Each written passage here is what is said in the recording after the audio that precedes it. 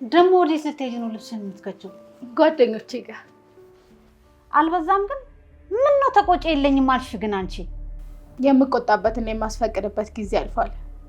ነገረ ስራሽ ፈጠነ እንጂ እድሜሽ ገና ነበረ።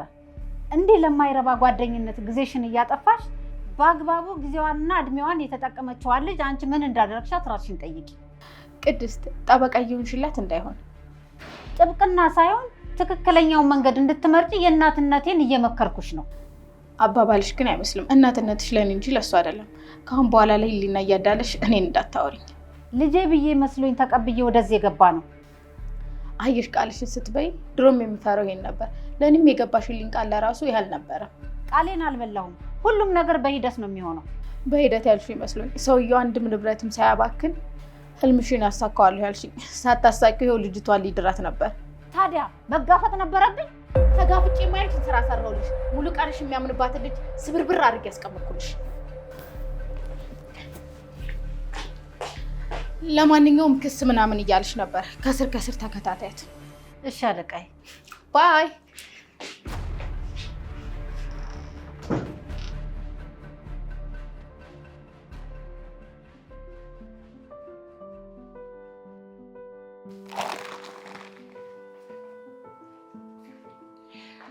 ምን ነው ሁሉ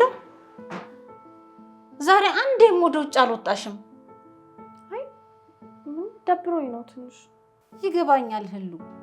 እኔንም እንደ እናት ሐሳብሽን ብታካፊኝ ጥሩ ነው ብዬ ነው። ለዛ እኮ ነው ስላልወለድኳት ነው ብዬ ነው እህትሽን እንድታወራሽ ያደረኩት። አረ እናቴ እኔ እንዲደብሩሻል ብዬ አላሰብኩኝም ነበር። አንቺንም ነው እኮ ያሳፈርኩሽ። ለኔ ችግር የለውም። ሙሌ ንዴት ላይ ስለነበር እንዳይደብረው ብዬ ነው። እረዳሻለሁ ግን ከልብሽ ይቅርበኝ እናቴ። አረ ህሉዬ ችግር የለውም። ወጣትነት እኮ ከባድ ነው። እኔም ሁሉንም አልፌዋለሁ።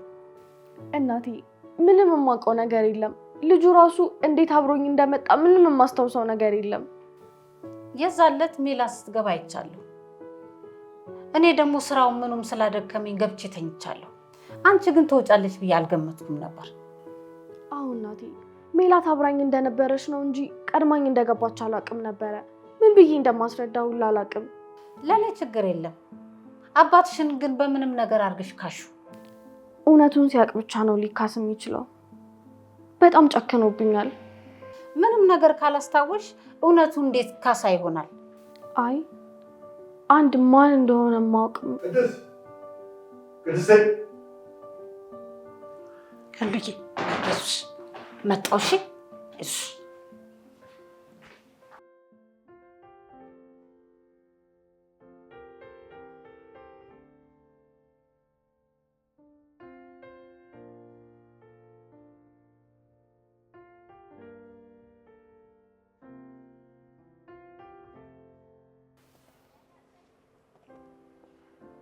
አይቻለሁ። አዎ ገባ በሉ ወደ ውስጥ ግባ።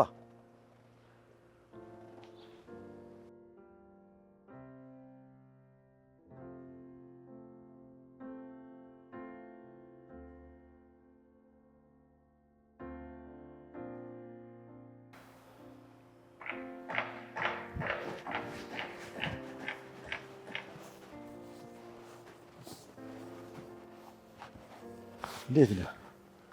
አቻኮልኩህ አይደል? አረ ችግር የለም። ለምን ነበር የፈለጉኝ? አይ ትንሽ ግልጽ እንዲሆንልኝ የምፈልገው ነገር ነበር። ችግር የለም ጠይቁኝ። እንደው በመሀላችሁ የተፈጠረ አለ የምትለው ነገር ወይም ደግሞ ህሊና ቅር አሰኝቷታል የምትለው ነገር አለ? አረ ምንም ችግር የለም። ሰላም ነበርን። እኔና ህሊና ከትምህርት ቤት ጀምሮ ነበር የምንተዋወቀው። አንድም ቀን ተጣልተንም ሆነ ክፉ ቃላቶች ተለዋውጠን አናውቅም። ቆይ እንዴት ታዲያ ህሊና እንዲህ አይነት ድፍረት ልታገኝ ቻለች? እሱን ልጆትን ጠይቋት። የረጅም ጊዜ ህልሜን ነበር የነጠቀች።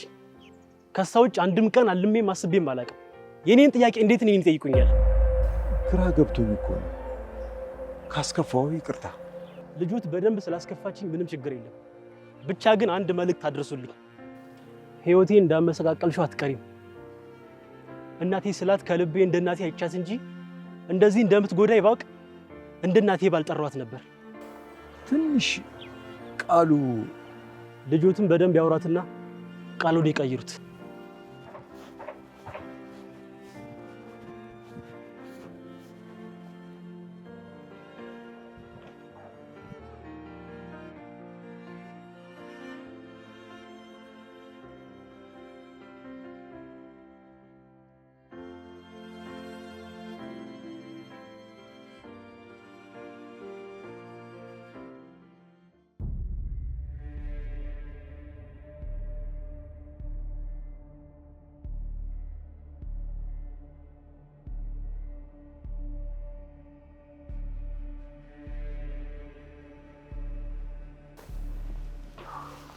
ሙሌ ምንም አይነት መፍትሄ የሌለው ነገር ለምንድን ነው ቆይ እንቅልፍህን የምታጣው?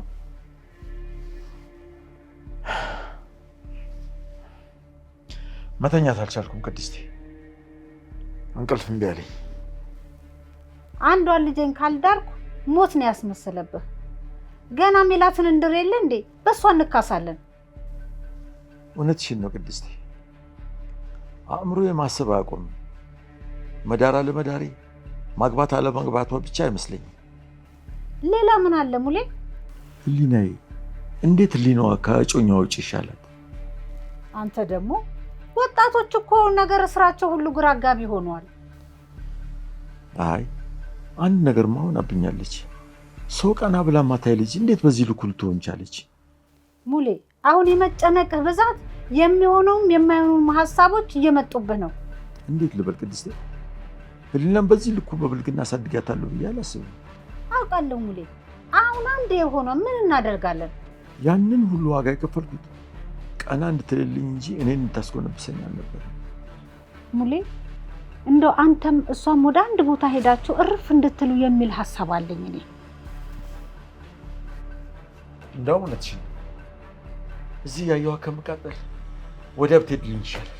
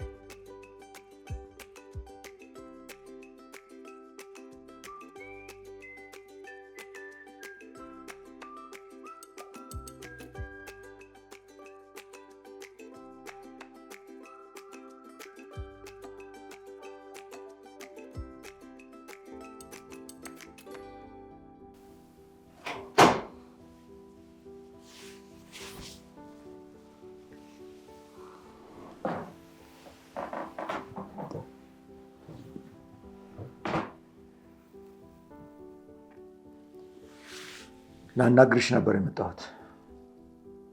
የወሰንኩትን ውሳኔ ልነግርሽ። አባዬ ደህና አደርክ? ግን እድሜ ላንቺ። ሰላም አድሬያለሁ። አባዬ እኔ እኮ ህሊና ነኝ። ህሊና አትበይኝ። ህሊና የሌላትን ህሊና ከእናቷ እኩል ከቀበርኳት ቆየሁ።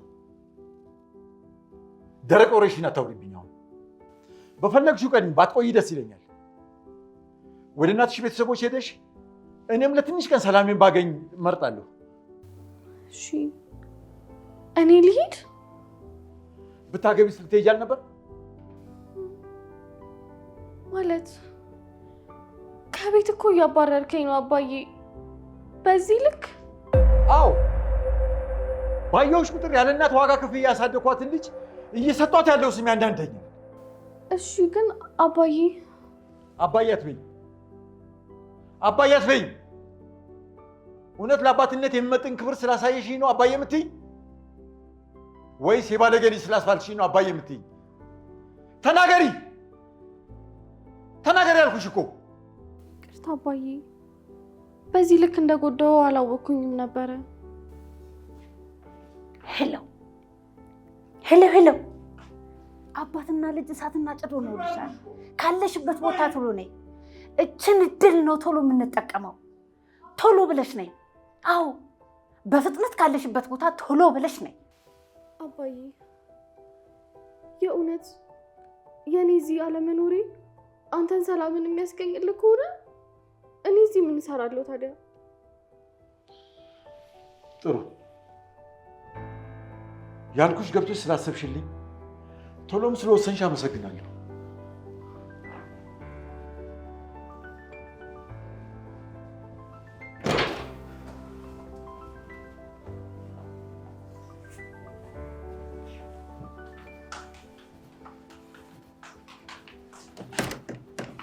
ወዴት ነው ሁሉ?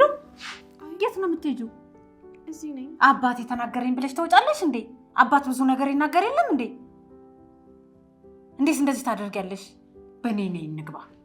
እህትሽም ትመጣለች፣ ቁጭ ብለን እናወራበታለን። ነይ ግቢ በይ።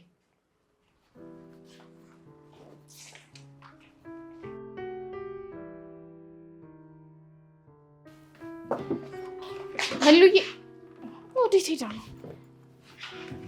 አንቺ ሊና፣ ይቺ ደንባራ የት አባቷ ሄዳ ነው እንዴ? ህሉዬ እዚህ ሆነሽ ነው እንዴ? ደግሞ ምን ሆነሽ ነው ብቻሽ እንደዚህ እህት እንደሌለው ሰው የምታክዡ? ምንም ትንሽ ደብሮኝ ነው። ኧረ አንቺ ደግሞ ሁሉም ነገር መስተካከሉ አይቀርም። በቃ የተወሰነ ጊዜ ነው የሚያስጨንቁን። አንቺ ደግሞ እንደዚህ አትሁኝ እሺ? አታብሹ ነው ብለሽ ነው? ፈጣሪ እንኳን እኮ ይጨከነብኝ። እኔ እንጃ ሁሉም ነገር ተደራረበብኝ። አላቅም ይሉ ምን ማድረግ እንዳለብኝ። ቆይ እህቴ፣ እኔ ከሄድኩ በኋላ የተፈጠረ ነገር አለ ማለት አፕን ያደረገ ነገር አለ እንዴ? አዎ ባለፈው ከኔ ጋር ተኝቷል የተባለው ልጅ ደብዳቤ ልኮልኝ ነበረ። አላቅም ብቻ አባዬም በጣም አዝኖብኛል። ከዚህ በኋላ አይኔን ላይሽ አልፈልግም ብሎኛል። አንቺ ስትወጪ ነው ሰላሜን የማገኘው ብሏል። አላቅም ሁሉም ነገር ነው የተደራረበብኝ። ሁሉም ነገር ነው የተበላሸው። ምን ማድረግ እንዳለብኝ አላቅም። ገና ስለ ልጁ ያንን እንኳን አጣርቼ ሳልጨርስ ይሄው በደብዳቤ ገና ከመጀመሪያው እያስፈራራኝ ነው። ቆይ እህቴ፣ ማለት ምን አይነት ደብዳቤ? ፎቶና ቪዲዮ እንዳለው እና አባዬ ነገርሽው እንደዚህ ብለሽ? እንዴት እነግረዋለሁ? አባዬ ራሱ እኮ በጣም ነው ያዘነብኝ። አይንሽን ፊትሽን ላይሽ አልፈልግም ብሎኛል።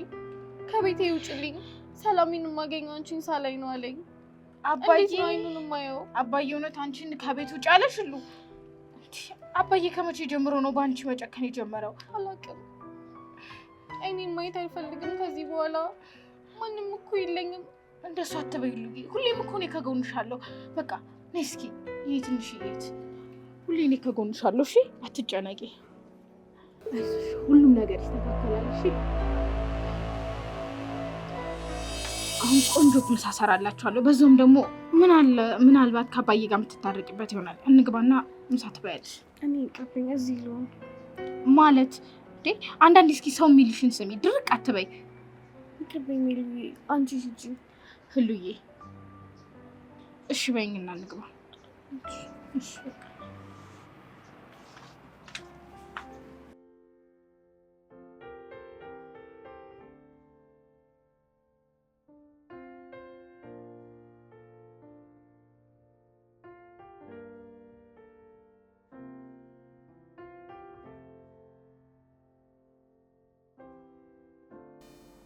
የእናቷን አደራ የበላሁ እየመሰለኝ። በህይወት ዘመኔ አንድ ጊዜ እንኳን ጮክ ብዬ ተናግሬ ማላውቃት ልጅ አሁን እየጨከንኩባት ነው ሜላቴ። አባዬ በቃ አታስብ፣ ሁሉንም ከሆነ እኔ ያናግራታለሁ። አንተ ራስህን አታጨናንቅ። ደግሞ ያማል እኮ አትርሳ። በቃ ሁሉንም ለእኔ ተው እሺ አባዬ? እሺ ልጄ። ደግሞ ነው ያለሁልሽ፣ አኮራሃለሁ።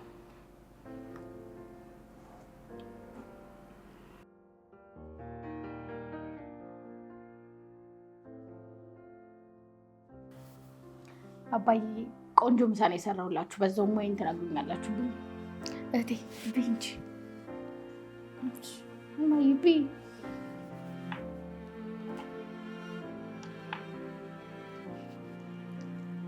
እንጀራም አለ ጨምሩ።